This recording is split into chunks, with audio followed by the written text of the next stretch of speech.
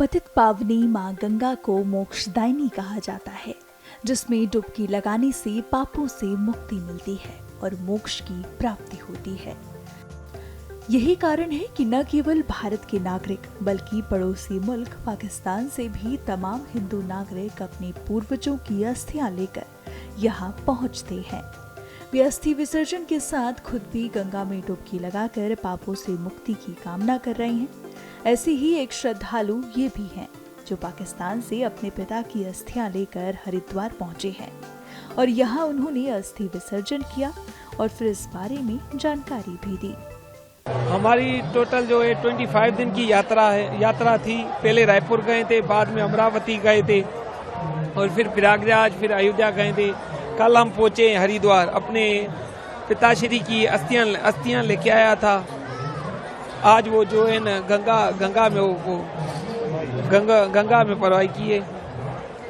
क्या मन में आया कि पाकिस्तान से हिंदुस्तान आकर अस्थियां विसर्जन करनी है? मन में क्या आया कि जैसे मन में ये ख्याल आया कि हरिद्वार में जो अस्थियां वो करनी है, परवाह करनी है पिताश्री की, यही ख्याल था मन में। इसी वजह से, इस सेवा की वजह से हम इधर आए हैं। गंगा में अस्थियां डालने से भाई मोक्ष की प्राप्ति होती है। पाकिस्तान में कहाँ आप रहते हैं? पाकिस्तान से कैसे हिंदुस्तान आए? कैसे पता लगा कि हमें वहाँ अस्थियां विसर्जित करनी है? हम शदानी जत्थे में आए हैं, पाकिस्तान से हिंदुस्तान शदानी जत्थे में आए। साईं नवजोत की आशीर्वाद से आए हैं हम। पड़ोसी देश पाकिस्तान के हिंदुओं का भारत आगमन इस बार इसलिए भी खास है क्योंकि इस बार उन्हें अन्य तीर्थ स्थलों के साथ साथ अयोध्या का भी वीजा मिला है। वे खुशी खुशी रामलला के दर्शन कर सकते हैं, जिसको लेकर पुजारी ने क्या कुछ कहा, सुनिए। लगभग 20 प्राणियों की अस्थि परवाह आज हो रही है। भाई अब किसी ने साल से, किसी ने 4 साल से रखी हुई रहती है। वीज़ा की तकलीफ रहती है ना। हालांकि हम विशेष बात बोलेंगे कि भारत सरकार ने आदेश किया है कि जो अस्थियां अगर परवाह करना चाहे तो उन्हें हरिद्वार की 1 हफ्ता की वीज़ा दिया जाए, पर 100-200 आदमियों से सिर्फ 1 को मिलती है। इसलिए शदानी दरबार की बड़ी कृपा है कि ऐसे जत्थों के सिलसिले के माध्यम से लोग अस्थियां लेके आते हैं और यहाँ गंगा जी में परवाह करते हैं। तो बहुत समय से पड़े रहती है और कई लोग निर्धन रहते हैं, किसी को कुछ मालूम नहीं रहता है, पर हमारा जो वहाँ पर मंदिर है यह धर्म की सेवा करता है। बहुत गरीबों से तो हम खर्चा भी नहीं लेते ट्रेन का कि भाई जाओ, ये आपका बड़ा कर्तव्य है, इसको पूर्ण करके आओ।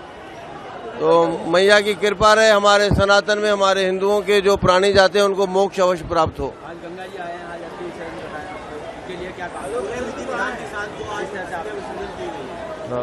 देखिए, हमारे पूरे सिंध प्रदेश के जो अस्थि के संबंध में पुरोहित हैं वो भी हरिद्वार में है ना। भले सैकड़ों पंडित ब्राह्मण हो वहाँ पर जो अस्थि प्रवाह कराते हैं वो तो गंगा जी वाले ही पुरोहित रहते हैं।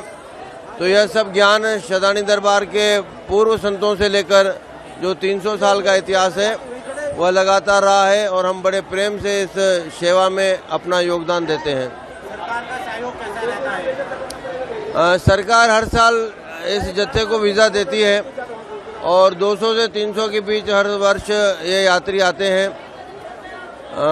जहाँ की भी हम मांगते हैं वीज़ा वहाँ की मिलती है, क्योंकि ये एक विश्वास की भी बात होती है। और इस बार तो अयोध्या जी की भी वीज़ा मिली, वह एक बड़ी ऐतिहासिक बात है। अन्यथा कभी अयोध्या जत्था नहीं आ सका है, क्योंकि लगातार वो एक विवादित पॉइंट रहता था। भगवान की जन्मभूमि होते हुए भी वहाँ लोग नहीं जा पाते थे। तो भारत सरकार का इस वर्ष के लिए विशेष हम आभार व्यक्त करते हैं।